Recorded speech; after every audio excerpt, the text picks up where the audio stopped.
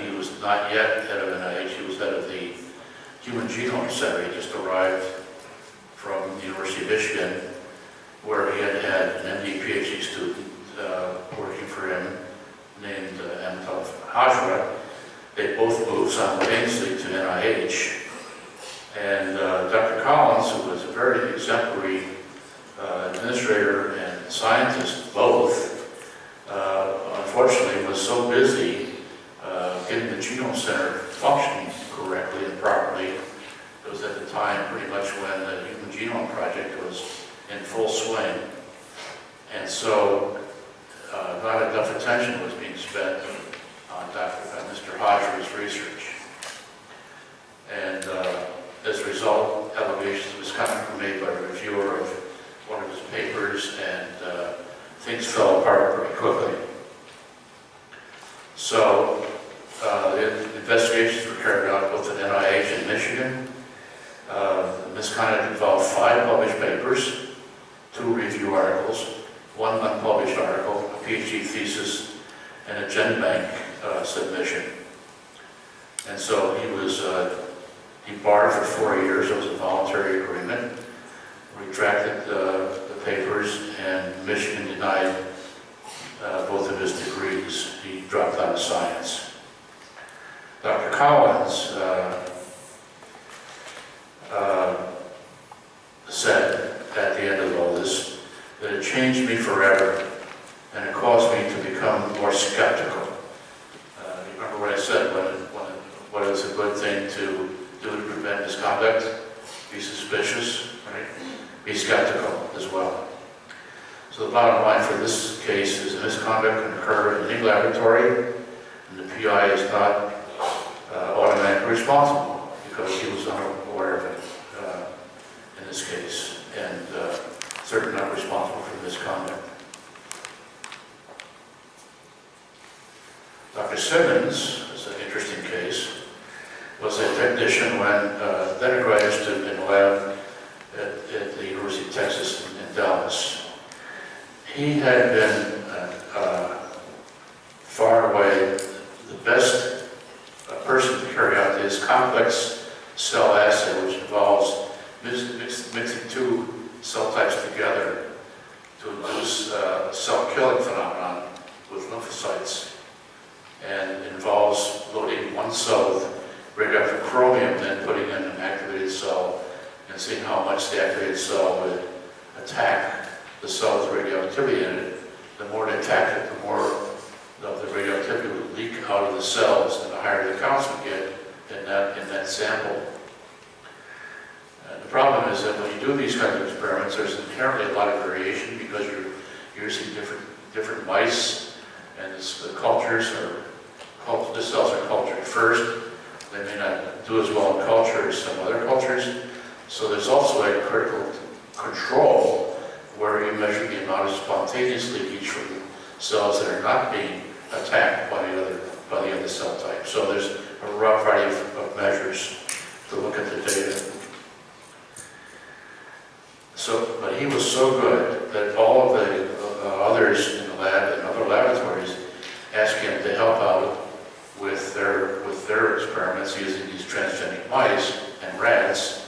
And he got his name on a lot of papers. He finally got his degree and went to a job in Virginia. So a new postdoc number 2, spent the next year trying to repeat Dr. Simmons' results, but he could not. This is a whole year of his time. It drive me crazy. So Dr. Simmons got fired from this job in Virginia because we found out later he was falsifying data there.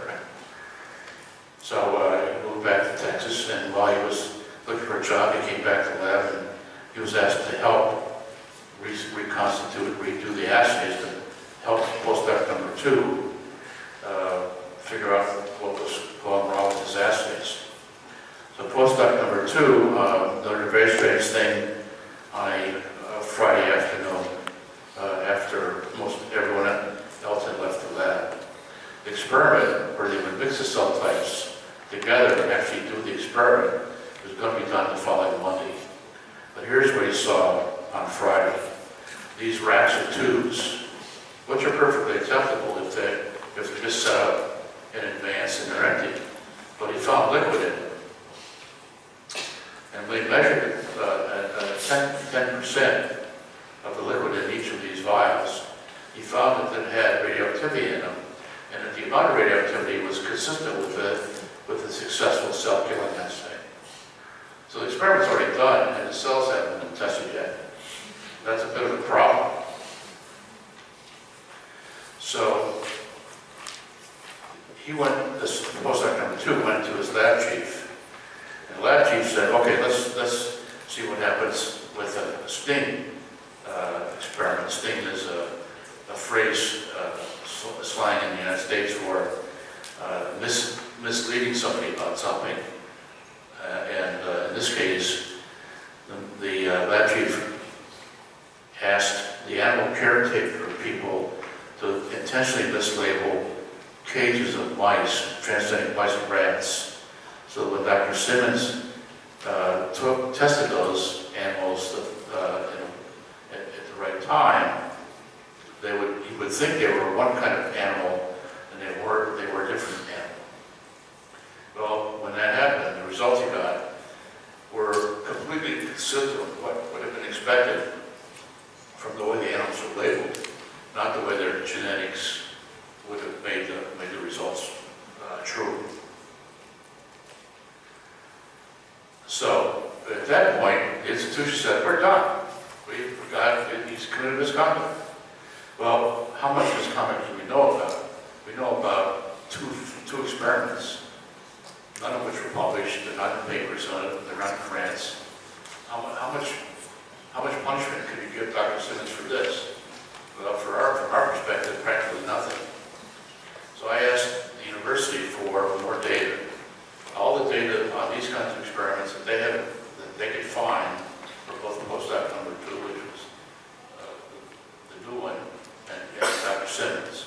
And I just did some comparison of the kinds of data that they received. And what's striking is the black dots represent data from the leakage values from different cultures. Each of this is from a different mouse or rat, and shows a tremendous amount of variation, how much chromium glial cells, because the cells are more healthy. Healthy cells retain the calcium, disease cells don't, and so the counts vary. See how clustered the data is for Dr. Simmons. They're all tightly clustered because why? Because he's pipetting the results directly into the tubes to count it. He's not going to take the time to vary that very much. He's going to do boom, boom, boom, and he's got the experiment done. So that's exactly what led him to agree to a significant,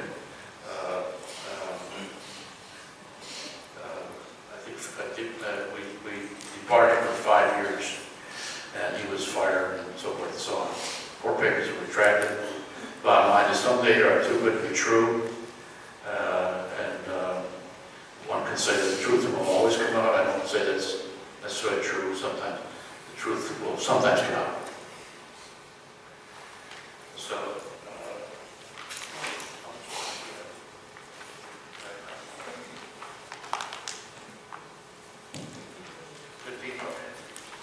we're doing well. 2 more cases. One Thereshalo was a assistant professor at University of Medicine and Dentistry in New Jersey. And the complainant had been a colleague of hers when they both worked together at the University of Rochester. And they moved to New Jersey and set up separate laboratories. And he set up, in addition, a core facility in stereology, which is a fairly sophisticated way of looking at the density of cells that have particular markers. In this case, she was looking at mouse brains, a particular region of the mouse brain, for the effects of drugs that she said cause Parkinson's-like syndrome. Turns out to be kind of important data that turned out to be false. The institution had several investigations and inquiries. Initially, they ignored the complainant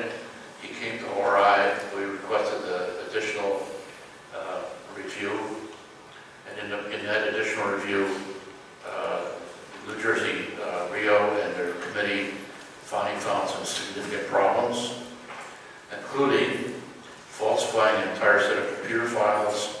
A false witness was generated, and she generated a fabricated letter.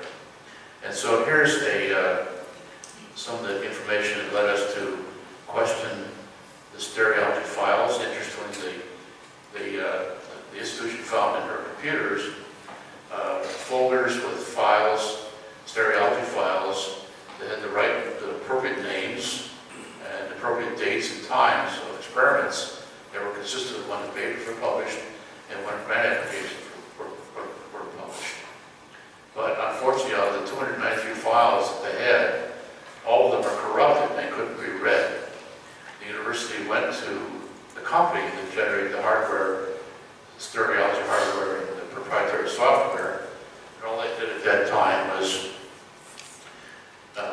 point out that yes, these are appropriate files from our software, but they're corrupted and we can't read them.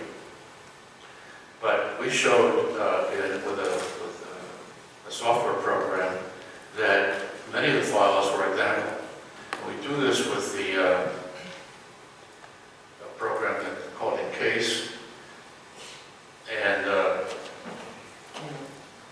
what we show here is just a small amount of the data with a block of yellow files. All the files have different names. Here.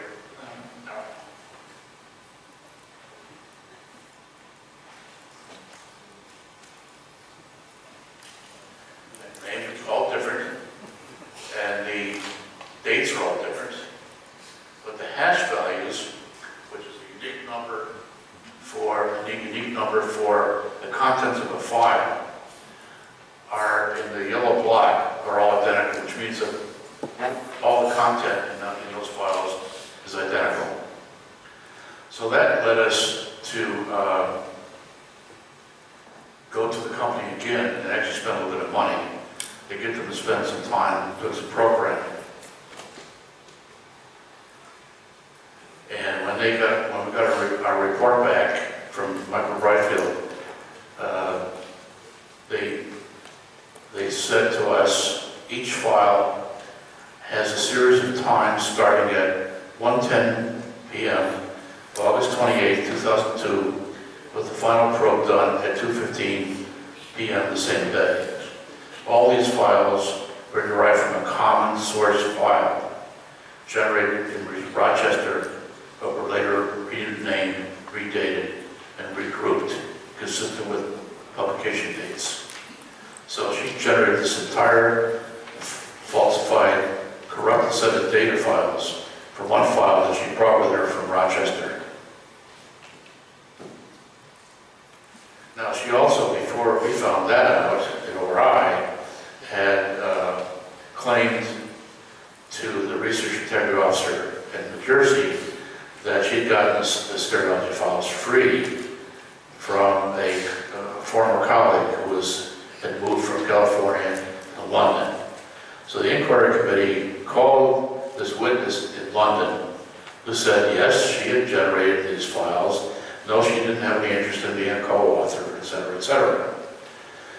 Well, my investigator decided that was worth checking with the original laboratory in California.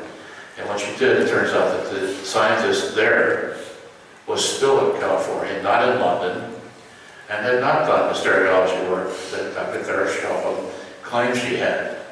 So the question is, who did it? Well, at that time we didn't know, but we knew that there was a problem.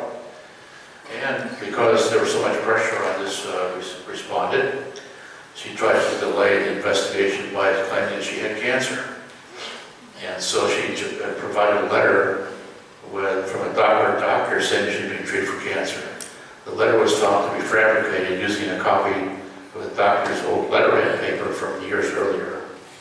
We know that because the letterhead is from a doctor's practice in Rochester, New York,